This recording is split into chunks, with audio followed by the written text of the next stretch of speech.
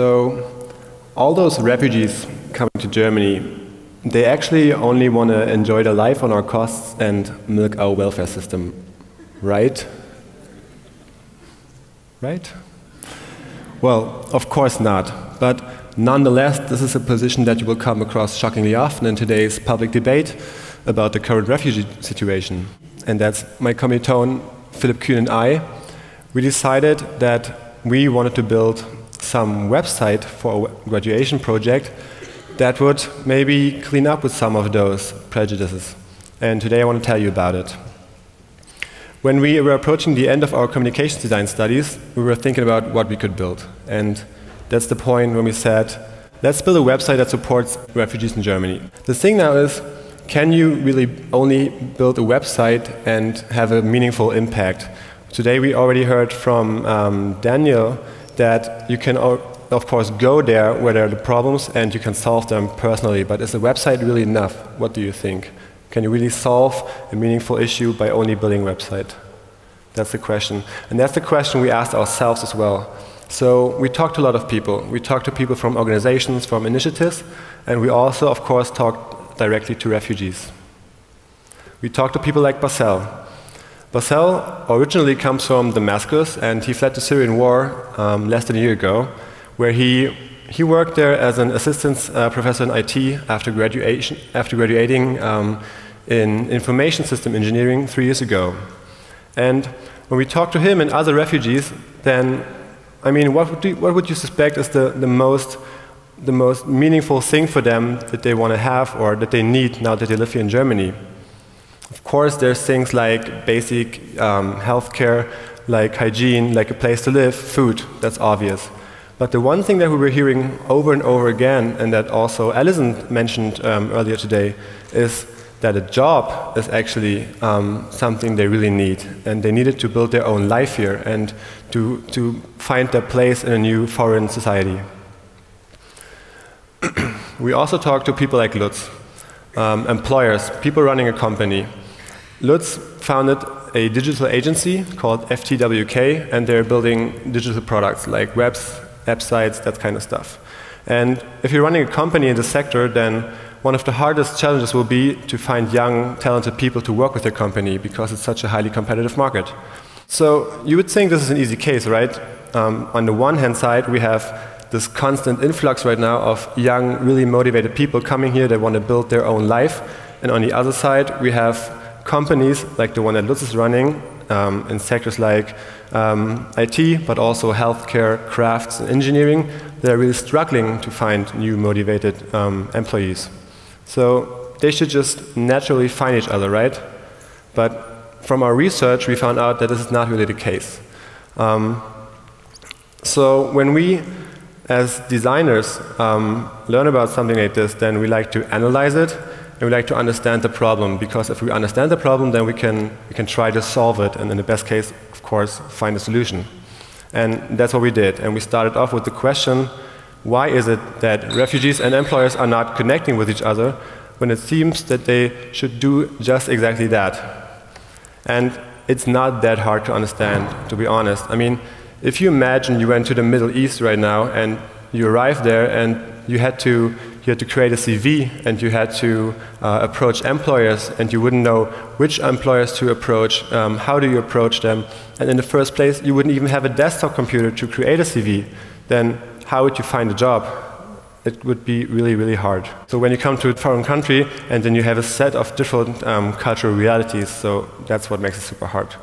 But employers are struggling as well. For employers, they have to figure out all the facets of asylum law.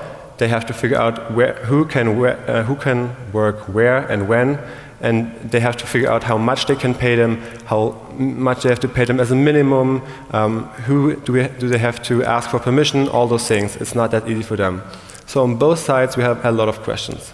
And with the project, we thought there's this gap, and we could build a website that would that would bridge this gap.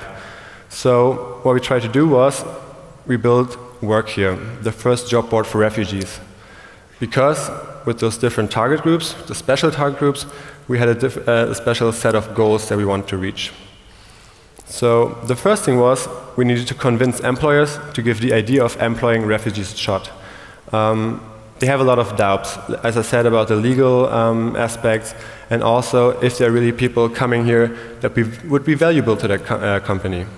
So first thing is we give them helpful links. We provide them with contact persons and organizations that they can ask for help to answer those questions. And secondly, we make it very easy for them to find out what kind of people are coming here.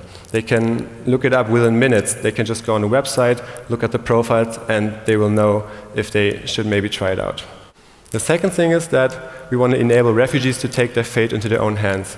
When you come to a country as a refugee, then you're just pushed around in all those bureaucratic processes, and you're never really in control yourself, like where you go and what you can do and if you can work. And we want to give them back some of this control over their own fate. And we believe that this will empower them to live up to their own full potential. Lastly, we want to send a signal to the general public, because that statement that I said in the beginning, that is something you hear often and it's wrong, and we want to show the public that it is wrong by sending the signal that the people who are coming here, that they want to work and they want to build their own life here. So we launched at the end of July, and we got really great news coverage. We got a lot of attention on social media, and this led to really great adoption numbers for our website. We have over 1,300 registered companies right now, and we have more than 1,000 refugees looking for jobs. And those are numbers that we couldn't have dreamed of in the beginning. But more important than registration numbers, of course, is this really working? Are refugees really finding jobs through our platform? Because this was ultimately the goal.